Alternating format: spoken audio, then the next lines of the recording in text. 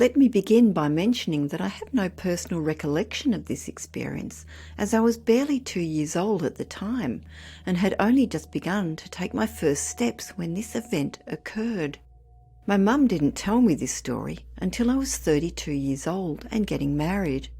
My mother was brought up in a very small Christian community that was very strict about its beliefs and did not believe in anything paranormal.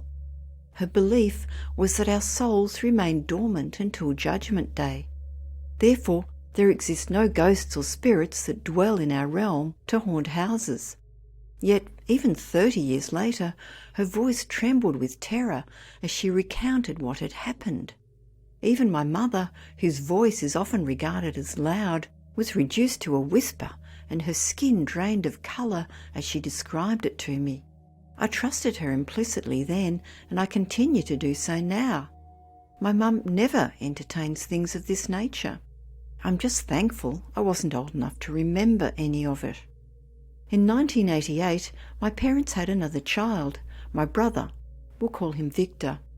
We were very cramped in our rented apartment with a newborn and a toddler. My parents wanted more space for the family, so they made the decision to move to a sprawling old 2-story farmhouse on a 7-acre lot located in southern Ohio.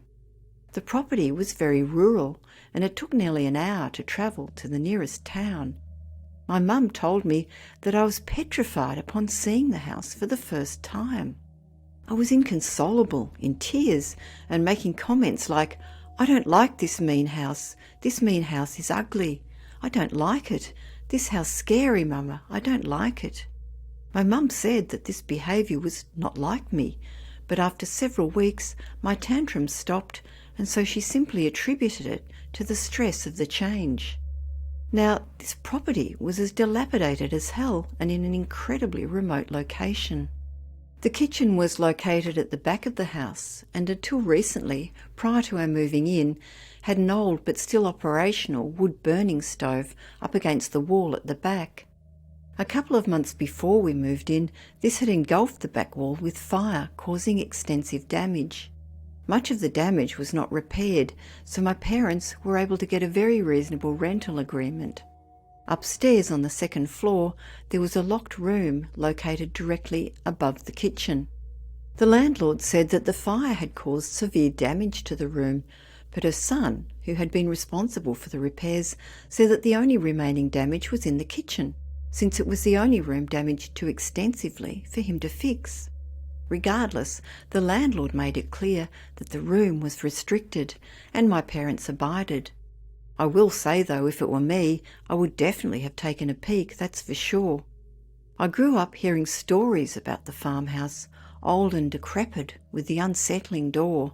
There are always pictures of my family members in and around the farmhouse too.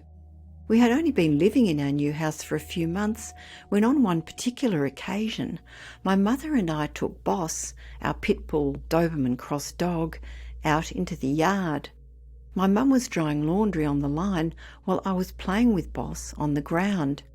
She said that she noticed a sudden silence, and then Boss started acting crazy.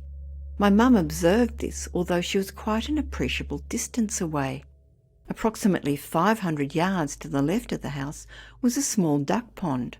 Boss kept running back and forth between my mum and the pond, barking hysterically the entire time. My mum spotted something flailing about in the centre of the pond. She ran as fast as she could towards the water. However, thankfully Boss arrived before her and pulled me out of the water himself. Although my mum was puzzled at how I'd made it to the centre of the pond, considering I couldn't swim and it was over my head, she nevertheless shrugged it off as an underestimation of my abilities for my age, and brought the child's safety gates and playpen inside. I was to be kept confined from now on. Several weeks after that, she was preparing food downstairs. Boss was resting outside, Victor was sleeping in his cot, and I was constrained in my playpen upstairs in my room. A gate had also been fitted to my door on the upstairs floor. The stairs were positioned next to the kitchen, so my mum said she would be able to listen for us in case we started crying or making a fuss while she cooked. Within just 15 minutes of her checking in on us, Boss started to act crazy again, like he did earlier in the yard. She rushed over to check on us. Victor was asleep and all the baby gates were locked, but I was not in my room. A frantic search uncovered that I was nowhere in the house.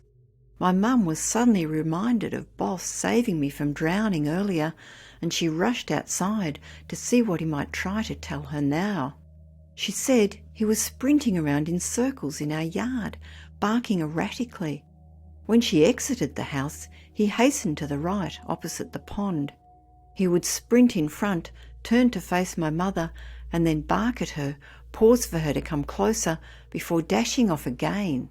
He led her on a long trek, nearly 1.5 miles from our property, along the dirt road that separated us from our neighbours. He took her to a densely wooded area on the other side of the drive. She said that the first thing to strike her was the sudden nauseating smell of rotting flesh. She pressed forward into the trees with her heart pounding and a pit of terror building in her gut. As she continued forward, she observed heaps of corrugated metal, tarps, tyres, and other refuse. The stench given off was foul and debilitating. Looking under a tin sheet, she found the severely decomposed corpse of a slaughtered cow. As she journeyed further into the underbrush, where the trees were more closely clustered together, she said less attention was paid to concealing the remains. The area was littered with hideous fragments of bone and decaying chunks of bovine flesh. Apparently, our neighbour had been illegally culling his cattle and concealing their remains in an attempt to circumvent taxes in one of the few densely wooded areas around. She found me in the heart of the underbrush, just standing there, bewildered, surrounded by the utter gore and bloodshed. Although she said that I didn't look worried, I was just standing there. She quickly came over to me and, after ensuring that I wasn't hurt, started interrogating me on why I was there, how I'd gotten there, etc. It should be noted that although my mother said that my ability to speak developed at a very young age, my vocabulary was still very limited. My response, she said, was, with that look of dire seriousness only a small child can give, that the other children had taken me there. The notion of anyone, let alone a child or group of children, walking straight past her in the kitchen, retrieving me from upstairs, and then walking straight back down, all of the way past her once again, with me alongside them, terrified her to the core. She immediately insisted that I tell her what children I was referring to and where on earth they were now. She said I gave her back a cold, serious stare and told her about those who live alongside us in the room atop the stairs, but that I no longer saw them. She was stunned, speechless for a moment, but then began asking a variety of questions about the children. However, I refused to say a single word and remained quiet.